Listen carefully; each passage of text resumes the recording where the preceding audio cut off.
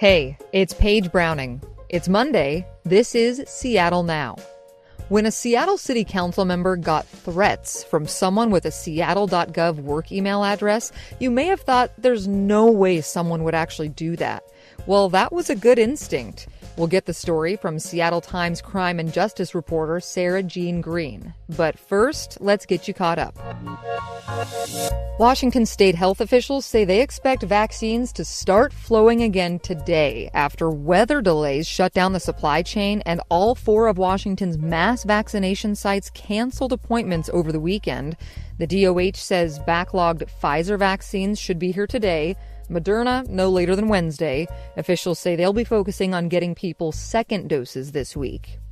Some Boeing 777 jets could wind up grounded after Saturday's engine failure on a United flight from Denver to Honolulu. The pilots made a safe emergency landing, but dramatic footage showed an engine in flames and airplane parts in people's front yards. Yikes. The Federal Aviation Administration issued an emergency order yesterday calling for stepped-up inspections of the fan blades on 777s with that same model engine. United Airlines has already grounded its 24 planes, as have 2 of Japan's largest airlines. And a top Seattle Mariners executive is getting attention, the bad kind, for comments he made on Friday to the Bellevue Rotary.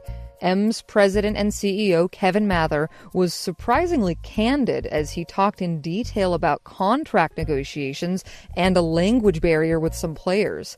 At one point, Mather said all-star third baseman Kyle Seager was probably overpaid and this would likely be his last year with the team. It led to Seager's wife, Julie Seager, to wonder aloud on Twitter if they should put their house up for sale. A City of Seattle employee is facing felony identity theft charges over alleged threats made against Seattle City Council member Kshama Sawant. But the story goes deeper than that. Sarah Jean Green covers crime and the courts for the Seattle Times and is here now. Hey, Sarah Jean. Hi, Paige. So this is a pretty eye-opening story, and I don't want to skimp on the details here. So from the start, how did we first find out that something was up? What did we learn? According to the charges, the Councilmember Sawant, received the first email on December 17th.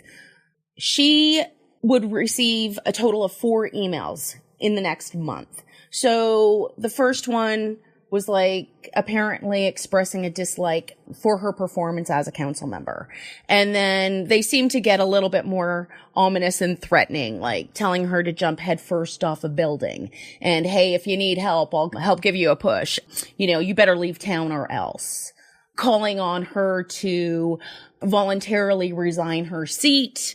And if you don't go willingly, well, you'll be forced to do so. Those kinds of emails were the messages that she was getting. And then you said this first one was on the 17th. What else happened after that regarding these apparent emails going out from a city employee?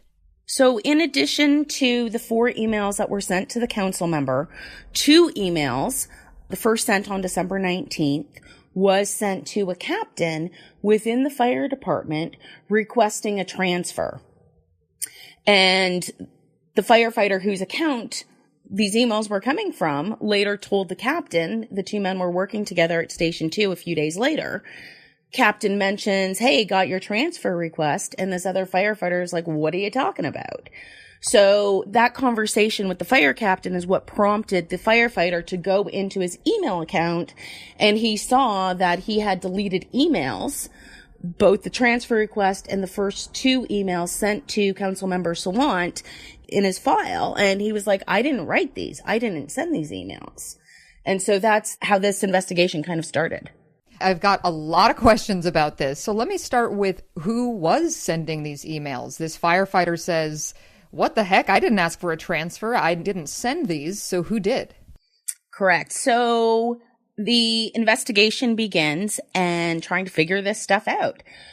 So what the charging documents allege is that a 42-year-old firefighter named Andy Finseth had posed as, his fellow firefighter, called IT and requested a password change.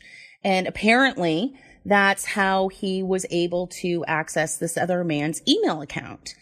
And so January 4th, another transfer request is sent to the same captain, and another email is also sent to the council member. And so when the captain gets a second transfer request, contacts this other firefighter who confirms, that wasn't me again. That firefighter changes his password. And then the case was assigned to a detective and, they started writing warrants. So they were able, through the course of the investigation, sending off warrants to internet providers, getting IP addresses, figuring out where those addresses are. And what they found was that the vast majority of them were sent from, allegedly, from Finseth's home address in Shoreline. And one of the emails was sent from his church in Everett. Sarah Jean, what do we know about Andrew Finseth? So, I don't know him personally by any means, but, just doing a quick Google search, found out that he was the 2018 Seattle Firefighter of the Year. And so was lauded for, his initiative and his leadership. And, the Seattle Fire Department posted a little video of him. I'm Andy Finseth. I work at Station 2, Engine 2. So, apparently well regarded. I really enjoy working at Station 2, downtown neighborhood. We got a diverse area we serve. He's a veteran firefighter. He's been with the fire department since 2002. I'm honored, but also humbled at this experience. So it was the Seattle Firefighter of the Year from 2018. I did not expect to hear that in this story. And my next question is, why did he do this? Well, I can't answer that. That would call for speculation. Come on. Sure. What do we know? Based on what is in the charging documents, he had a long history of, what did they call it? Negative interactions with this fellow firefighter who worked with him at Station 2. And the charges don't go into great detail. It does mention that in 2019, the Seattle Fire Department launched an internal investigation after the other firefighter made an allegation that in 2019, the two men were on their way to an aid call. And this other firefighter alleged that Finseth had made some kind of derogatory comment about the other man's religion. And then during that investigation, the other firefighter also disclosed that they had had some kind of physical altercation, years prior. And again, we don't know a lot of details about that, but it appears that there was some bad blood between these two men. Wow. And what about the emails to Councilmember Sawant? Well, it turns out that Finseth knew that his coworker lived in Sawant's district, which is District 3, which is apparently the reason why he chose her. This is all based on the charging documents, and this is apparently what, the police say that Finseth said when he was interviewed by detectives. All right.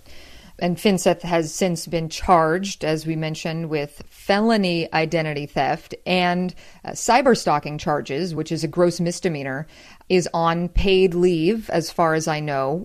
I'm just curious if you know what Councilmember Sawant has said about this, or if she's said anything at all in recent days.